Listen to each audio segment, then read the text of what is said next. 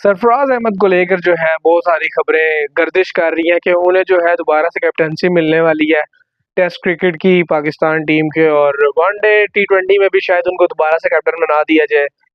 देखिए, बात यह है कि एक बंदे को आपने जिसने 2017 की चैंपियंस ट्रॉफी जितवाई है आपको, उसके बाद उस प्लेयर के साथ क्या हुआ, उस कैप्टन के साथ क्या किया आप लोगों ने, किस तरह से उसको जलील करके निकाला टीम से, पहले कैप्टनसी छीनी फिर टीम से निकाला, और बहुत सारी बातें हुई कि ये देखो ये छठे सातवें नंबर पे खेल रहा है, ये नीचे आ रहा है, ये दिलेर कैप्टन नहीं है, ये सामने आके नहीं खेल रहा, ये जो है बाकी प्लेयर्स के पीछे छुप रहा है और अपनी परफॉर्मेंस जो है वो छुपा रहा है, बाकी प्लेयर्स को प्रमोट कर रहा है, खुद नीचे जा रहा है और पता ही नहीं है ऐसा कैप्टनसी का, ये है वो है।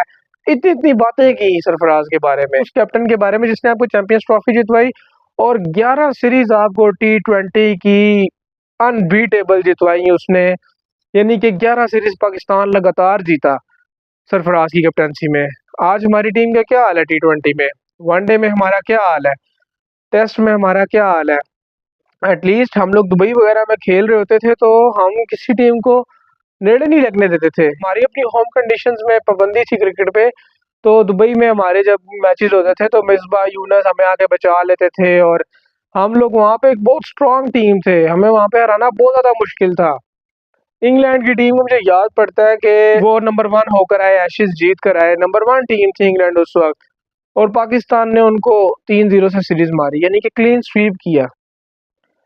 तो हमारी ये सिचुएशन थी, और अब हमारी क्या सिचुएशन हो गई है कि हम अपने होम ग्राउंड में सीरीज नहीं जीत पा रहे, और अब जो है ना बाबर आजम से कैप्टनसी हो पा रही, ना शान मसूद से हो पा रही। तो अब जो है कि हम लोग दोबारा से सरफराज के पास जा रहे हैं। इस चीज़ में हमारे लिए कोई फख्र की बात नहीं है कि हम जो है सरफराज अहमद को कैप्टन बना रहे हैं। ठीक है, बहुत अच्छी बात है, वो अच्छे कैप्टन है, सब कुछ है, टीम को काफ़ी अर्सा उन्होंने लीड किया और सपोर्ट किया, उन्होंने बैटिंग से भी काफ़ी सपोर्ट करने की कोशिश की। लेकिन बात यह है कि इसमें हमारे लिए सोचने वाली बात भी और शर्मिंदगी का पहलू भी है कि इतने अरसे में हमने कोई प्लेयर या कोई ऐसा कैप्टन जो था वो डेवलप नहीं किया कि अब जो है हमें दोबारा से बैक पे जाना पड़ रहा है और दोबारा से हमें जो है पुराने प्लेयर को लाना पड़ रहा है और उसकी मिन्नतें करनी पड़ रही है कि भाई आओ तुम्हें हमने कैप्टनसी देनी है। क्यों? क्योंकि हमारे पास कोई कैप्टन नहीं है। अभी जो है ये मोहम्मद रिजवान को बनाने की बातें कर रहे हैं, मोहम्मद हारिस को बनाने की बातें कर रहे हैं कैप्टन, कि उनको वनडे और टी20 का कैप्टन बना दिया जाए, टेस्ट का कैप्टन बना दिया जाए। लेकिन आप मुझे बताएं कि मोहम्मद रिजवान की कैप्टनसी में क्या बाबर आजम परफॉर्मेंस देंगे, क्या शाहीन शाह अफरीदी जो है वो परफॉर्मेंस देंगे? अपने दिल पर हाथ रख के बताएं। ये आप लोगों को भी पता है और मुझे भी पता है कि टीम में ग्रुपिंग चल रही है और कोई भी जो है वो एक दूसरे की कैप्टनसी के अंदर खेलना ही नहीं चाह रहा। बाबर की कैप्टनसी के अंदर शाहीन नहीं परफॉर्म कर रहे थे, शान मसूद की कैप्टनसी के अंदर जो है वो शाहीन नहीं परफॉर्म कर रहे थे। तो यानी ये एक दूसरे की कैप्टनसी के अंदर जो है वो नहीं खेलना चाह रहे, इससे साफ बात वाज़ेह हो रही है। तो अभी अगर ये रिजवान को इस मौके पे कैप्टन बनाते हैं, अगर सरफराज को लेट्स सपोज ये नहीं भी बनाते कैप्टन और मोहम्मद रिजवान को कैप्टनसी दे देते हैं, तो फिर इस बात की गारंटी है कि ये जो प्लेयर्स हमारे सो कॉल्ड सुपरस्टार और किंग बने हुए हैं, ये हमें परफॉर्म करके देंगे अंडर रिजवान की कैप्टनसी के? बहुत मुश्किल है, मुझे तो नहीं लगता कि ये परफॉर्मेंस देंगे। आप लोगों को क्या लगता है कमेंट सेक्शन में ज़रूर बताइएगा। लेकिन मुझे नहीं ऐसा फीलिंग आती कि ये जो प्लेयर्स हैं ये परफॉर्मेंस देंगे मोहम्मद रिजवान की कैप्टनसी में। तो अभी बेस्ट ऑप्शन जो है वो एक्स क्रिकेटर्स भी जितने हैं और बाकी भी एक्सपर्ट हैं क्रिकेट में जो बात करते हैं वो भी यही बात कर रहे हैं कि अभी सरफराज अहमद बेस्ट ऑप्शन है। अभी मैं भी यही कहूँगा कि सरफराज अहमद बेस्ट ऑप्शन है, लेकिन अभी के लिए ना हमने सोचना है फ्यूचर का। हमने साल एक नहीं गुजारना सिर्फ कि चैंपियंस ट्रॉफी गुजर जाए या ये इंग्लैंड वाली सीरीज गुजर जाए। तो अभी हमने अगर प्रेजेंट का सोच रहे हैं कि बस अभी वाला टाइम टपाने वाला काम करेंगे तो फिर हमें इस चीज़ का फ्यूचर में जो है वो नुकसान होगा। क्यों? क्योंकि सरफराज अहमद जो है उनकी क्रिकेट ऑलमोस्ट अब खत्म हो चुकी है, वो रिटायरमेंट के करीब है। अब हम उनको और कितना ज़्यादा जो है वो प्रोलॉन्ग करवा सकते हैं? ठीक है, आप उनको फॉर द टाइम बिंग ले आए, कैप्टन बना दें उनको, लेकिन इस बात की क्या गारंटी है कि सरफराज जो है वो कितना अरसा मजीद जो है वो क्रिकेट खेलेंगे, या वो इतने शॉर्टर टाइम ऑफ पीरियड में वो कौन सा जो है वो नेक्स्ट कैप्टन तैयार करके दे के जाएंगे अपनी जगह के, जो सरफराज के बाद टीम को लीड करेगा या लेकर चलेगा। तो ये बहुत सारे सिनेरियोज हैं, सोचने पड़ेंगे। अभी आप लोग बात कर रहे हैं कि सरफराज को कैप्टन बनाते हैं। मैं सरफराज के खिलाफ नहीं हूँ, मैं तो खुद चाह रहा हूँ, अभी मैंने अभी बात भी की पीछे कि मैं तो खुद चाह रहा हूँ कि सरफराज को जो है कैप्टन बना दिया जाए।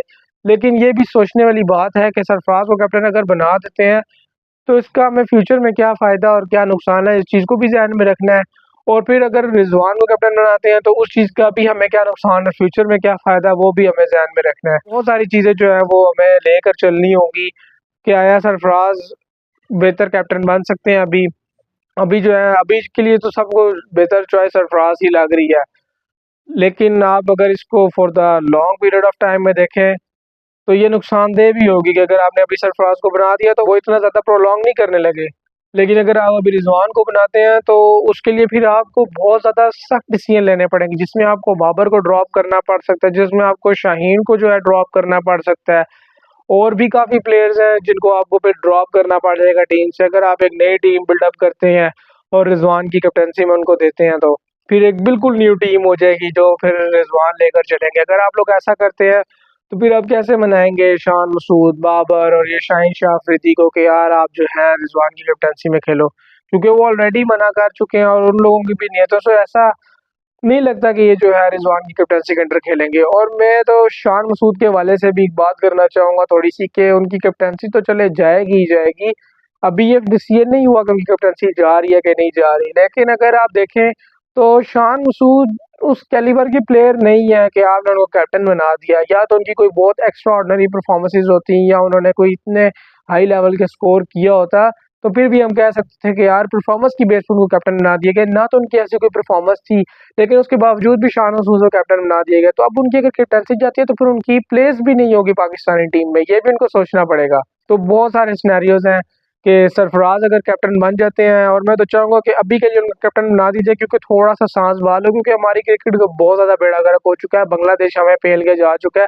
तो इंग्लैंड की सीरीज के लिए जो है आप सरफराज अहमद को बना दे कैप्टन, ठीक है, लेकिन अगर आप उनको लॉन्ग टर्म लेके चलना चाह रहे हैं सरफराज को तो ये बहुत ज़्यादा गलत होगा, क्योंकि सरफराज भी जो है वो लॉन्ग टर्म नहीं चल पाएंगे, ये बात सरफराज को भी पता होगी।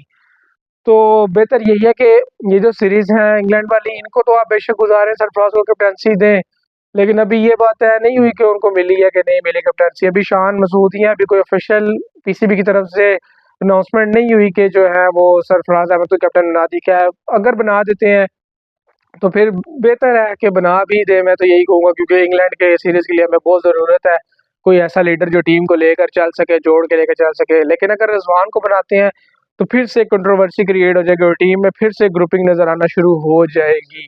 तो अगर आपने ग्रुपिंग से बचना है तो सरफराज को बना दें, और अगर अगर आपने ग्रुपिंग को लेकर चलना है और टीम जो है वो मज़ीद डैमेज हो अभी के लिए, फ्यूचर में अगर आपको रिजल्ट चाहिए तो फिर रिजवान को आप बना सकते हैं। तो ये सारी चीज़ें हैं कि देख के कोई भी डिसीजन लेना है पीसीबी को। अब पीसीबी के ऊपर जो है वो बहुत ज़्यादा भारी जिम्मेदारी है, तो पीसीबी देखते हैं अब क्या डिसीजन लेता है। और आप लोगों की क्या राय है इस बारे में कि सरफराज को कैप्टन बनाना चाहिए या नहीं, या रिजवान को बनाना चाहिए कैप्टन, वो कमेंट सेक्शन में ज़रूर बताइएगा। आप मिलते हैं आपसे नेक्स्ट वीडियो में, तब तक के लिए अल्लाह हाफिज़।